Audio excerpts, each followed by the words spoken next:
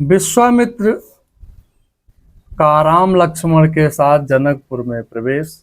नवापरायण श्री रामचरितमानस का द्वितीय दिन की कथा में गौतम ऋषि के आश्रम में दोनों भाई चले। राम लक्ष्मण मुनि संगा, गए जहां जग पावनी गंगा। गध सुन सब कथा सुनाए, जय प्रकार सुर सर मही आए। श्री राम जी और लक्ष्मण जी मुनि के साथ चले। वह वहां गए जहां जगत को पवित्र करने वाली गंगा थी। महाराज गाध के पुत्र विश्वामित्र जी ने वह सब कथा कह सुनाई थी, जिस प्रकार देव नदी गंगा जी पृथ्वी पर आए थे। गंगा विश्वामित्र जी कहने लगे, हे श्री राम, आपके ही पावन कुल में एक सगर नाम के राजा हुए थे। उनके दो रानी थी, कोशनी और सुमित। सुमित गरुड़ की बहन थी। महाराज सगर ने हिमालय के भृग प्रसन्नवण नामक शिखर पर अपनी दोनों पत्नियों के साथ 100 वर्ष तक तपस्या की। तपस्या से प्रसन्न होकर महर्षि भृग ने महाराज सगर को वर दिया कि हे राजन, आपको बहुत से पुत्रों की प्राप्ति होगी। केसनी के एक पुत्र तथा सुमित ने तूबी के आकार का गर्भपिंड उत्पन्न किया, जिसे फोड़ने से 60,000 बालक निकले। महाराज सगर ने आर्याव्रत में यज्ञ का अनुष्ठान किया। उस यज्ञ के अश्व को इंद्र ने चुराकर कपिल मुनि के आश्रम में बांध दिया था। रानी केशनी के एक पुत्र हुआ, असमंजस उसका पुत्र अंशुमान हुआ। असमंजस दुराचारी होने के कारण पिता द्वारा नगर से निष्कासित कर दिया था। अंशुमान मधुर भाषी और पराक्रमी था। सगर ने 60,000 पुत्रों को आदेश दिया कि तुम 1 योजन भूमि बांटकर उसका चंपा चंपा देख डालो और रस चोर को खोज निकालो। सभी दिशाओं को भूमि को खोदते खोदते पूर्वोत्तर दिशा को खोदना आरंभ किया। वहां उन्होंने यज्ञ के यश और कपिल भगवान को देखा। कपिल भगवान को बुरा भला कहते हुए, उसने चोर बताते हुए उसने उन्हें मारने दौड़े।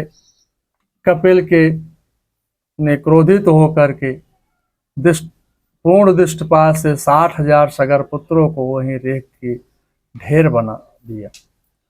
जब महाराज सगर ने देखा कि पुत्रों को गए बहुत समय बीत गया, तब उन्होंने अपने पौत्र अंशुमान को अंश की खोज के लिए भेजा। अश्व खोजते खोजते अंशुमान कपिल मुनि के आश्रम पर पहुंचा। वहां अश्व चरता मिला और 60,000 चाचाओं की राख के ढेर मिले। उनको जलांजल देने को तत्पर हुआ। तब गरुड़ जी बोले, हे पुत्र, तुम अपने चाचाओं को हिमवान की ज्येष्ठ पुत्री गंगा जी हैं, उन्हीं के जल से इनका तर्पण करो। अब तुम इस अश्व को ले जाकर के यज्ञ संपन्न कराओ। अंशुमान अश्व लेकर के आया और महाराज सगर को सारा वृत्तांत सुना दिया। महाराज सगर का यज्ञ संपूर्ण हुआ। महाराज सगर के बाद अंशुमान राजा बने और अपने पुत्र दिलीप को राज्य दे करके गंगा जी को राज्य दिया। तो गंगा जी को भूतल पर लाने के निमित्त तपस्या करने लगे, परंतु सफल ना हुए। फिर दिलीप ने अपने पुत्र भगीरथ को राज दिया, पर गंगा लाने में सफल राज दिया पर गंगा जी को लाने में सफल नहीं। फिर भगीरथ ने तपस्या की। ब्रह्मा जी ने प्रसन्न होकर के वर मांगने को कहा। भगीरथ बोले, हमारे पूर्वज कपिल मुनि के आश्रम में राख के ढेर बने पड़े हैं, उनको गंगा जी का जल मिले तभी उनकी सत्कृत होगी। ब्रह्मा जी ने कहा, गंगा जी को धारण करने के लिए भगवान शंकर की तपस्या करो। भगीरथ ने भगवान शंकर की तपस्या करके प्रसन्न किया। उन्होंने गंगा जी को सिर पर धारण करके बिंदु सरोवर में छोड़ा। वहां से सरोवर को छोड़ा, वहां से 7 धाराएं हो गई, हादनी, पावनी और नीलिनी। 3 धाराएं पूर्व की ओर चली गई, चुच्छुत, सीता और सिंधु। 3 धाराएं पश्चिम की ओर प्रभावित हुई। 7वीं धारा गंगा के नाम से प्रसिद्ध हुई। वह भगीरथ के रथ के पीछे पीछे तीव्र गति से प्रवाहित होने लगी। रास्ते में जब ऋषि की यज्ञ सामग्री को वहां ले गई, ऋषि क्रोधित होकर गंगा जी को पी गए। देवताओं, ऋषियों और गंधर्वों से विनती की, तब जब ऋषि ने गंगा जी को श्रोताभ्यास सृजन प्रभु अपने कानों में प्रकट कर दिया, इसलिए गंगा का नाम एक जाह्नवी है। वहां से गंगा जी कपिल आश्रम में जाकर जहां सगर पुत्र भस्म हुए थे, वहां पहुंचकर उनका उद्धार कर दिया। ब्रह्मा जी वहीं प्रकट होकर भगीरथ से कहा, हे नरश्रेष्ठ, तुमने 60,000 सगर पुत्रों का उद्धार कर दिया है, आज से गंगा का नाम भगीरथ होगा। एयं चादोहितं ज्येष्ठा तव गंगा भविष्यत्, तव कृतेन नामार्थं लोके अस्थायि विश्रुता।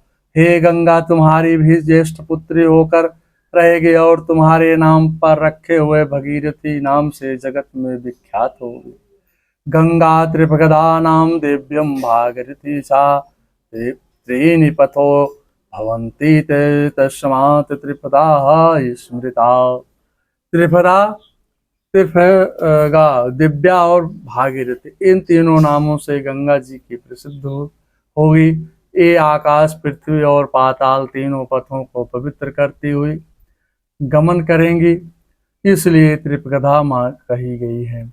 हे रघुनाथ जी, तब से माता गंगा संसार में अविरल प्रवाहित हो करके संसार के प्राणियों को पावन कर रही है।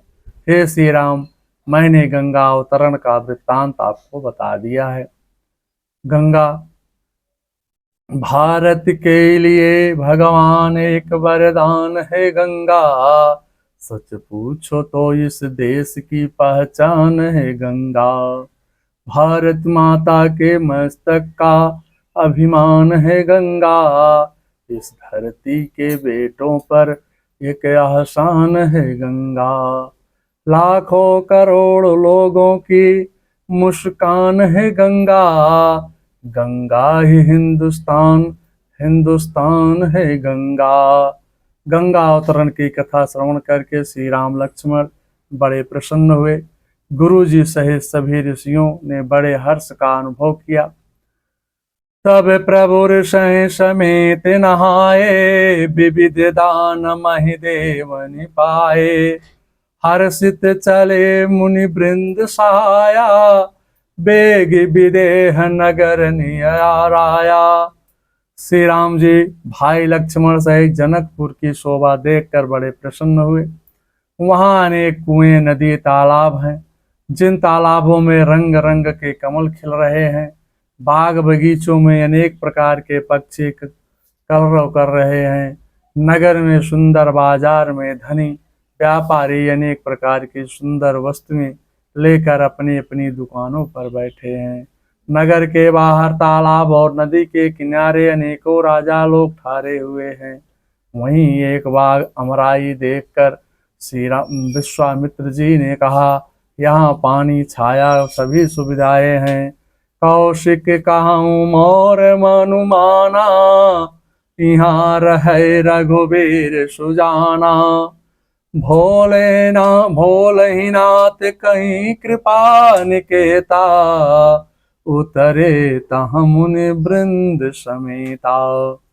तब प्रभु ने ऋषियों सहित गंगा जी में स्नान किया। ब्राह्मणों ने भांति भांति के दान किए। फिर मुनिवृंद के साथ वह प्रसन्न होकर चले और शीघ्र ही जनकपुर के निकट पहुंच गए। श्री राम जी सभी ऋषि मुनियों के साथ उसी स्थान पर रुक कर अपने अपने आसन लगाने के लिए गुरु जी से आज्ञा मांगी। रामस्य वचनं श्रुत्वा विश्वामित्रो महामुनि, निवासं करोति देशे विविक्ते सलिलावन्यते। श्री रामचंद्र जी का यह वचन सुनकर महामुनि विश्वामित्र ने एकांत स्थान में डेरा डाला, जहां पानी का सुविधा था। वाल्मीकि रामायण बालकांड का सर्ग 50 से 5। विश्वामित्र महामुनि आए, समाचार मिथिलापति पाए। जब महाराज जनक ने विश्वामित्र मुनि का आगमन सुना, तो अपने पुरोहित शतानंद जी को साथ लेकर के स्वागत करने आ गए। श्रद्धा से मुनि को अर्घपाद से सम्मानित किया। मंगलम भगवान विष्णु मंगलम गरुड़ाध्वजा मंगलम पुंडरीकाक्षाय मंगलाय तनोहरि।